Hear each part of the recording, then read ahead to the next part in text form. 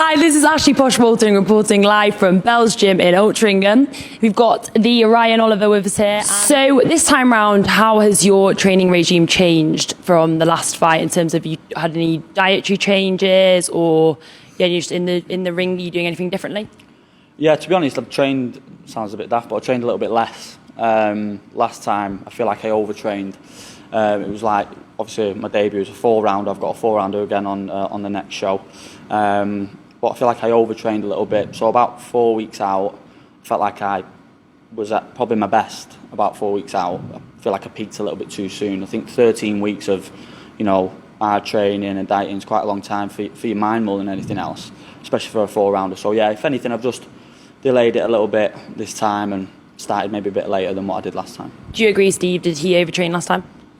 Yeah, I get where he's coming from. There were a few things that he did wrong at the fight which we spotted, and we thought next time when he's trained we'll do something different, because I'm getting to know him as a fighter as well and getting to see how he reacts in his first fight, because I've never seen him in a professional ring before. It can change people. People can be great in the gym, but as soon as they get into a fight it's a different kettle of fish. So I wanted to see what he was like in that one, and then see how we can change him and what we can do with him. So it's a learning process with this. Who do you look up to within the boxing world? Who are your idols? Obviously Steve being one of them, but who else? Yeah, I did actually watch Stevie when I was younger, growing up and what have you. But I think obviously most fighters from Manchester, especially at my age, they look back at Ricky Hatton. Ricky Hatton was probably the person who, although I don't fight anything like him, he was the man at the time. I think now, you've got to look at people like Anthony Crolla, who, I think he's from Failsworth, Anthony, or what have you, and he's a coach at an amateur club where I used to box, Fox ABC, and he's a world champion now, and he's come through, loads of adversity, and he's really one for kids to look up to. So I think people like Anthony and obviously Ricky Hatton back in the day, they're good guys to look to. So what do you hope that the future brings? What's the ultimate goal? Do you know what? I'm just taking it one fight at a time. I know it's a bit of a cliche, but playing it by ear, listening to Stevie, trusting in what he tells me, and we've got a good team, along with Kerry Kays as well. He's involved with us, and yeah, it's just a good team effort, and just play it by ear, each fight as it comes.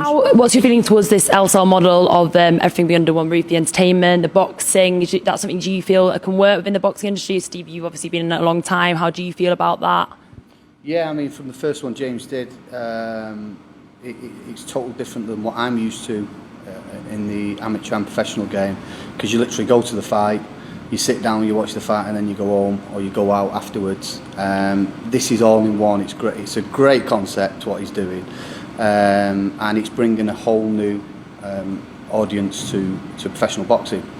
The last one he did, the first one, the SEL production, was amazing. I thought some great fights were on, and then we had a great party afterwards, all in the same place. So I think it's brand new, and I think it'll go down well in the coming future. What about you, Ryan? How did you feel about having that for your first fight?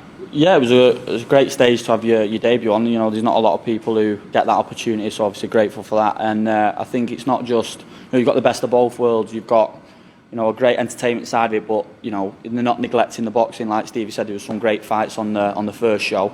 Some really good up and coming prospects in like Marcus Morrison and so on. So yeah, I think you're getting the best of both worlds. It's not all about the entertainment, but it's not just about what Steve said, the boxing, coming, sitting down and watching the show and then off you pop sort of thing. Okay, we're going to finish off with a series of fire questions. So Clinton or Trump? Oh, Trump.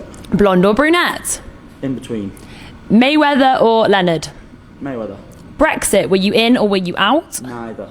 Worst chat-up line you've ever given? Here's 10p, phone your mum, tell her you won't be coming home tonight. City or United? City. Chinese or Indian? Food? Yeah, Chinese. food.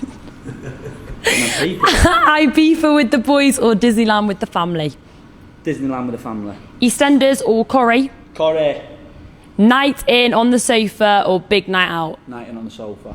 Ryan, thank you very much for today. It's been a pleasure interviewing you, and I'll see you at Tuesday circuit training class. Yep, don't kill me.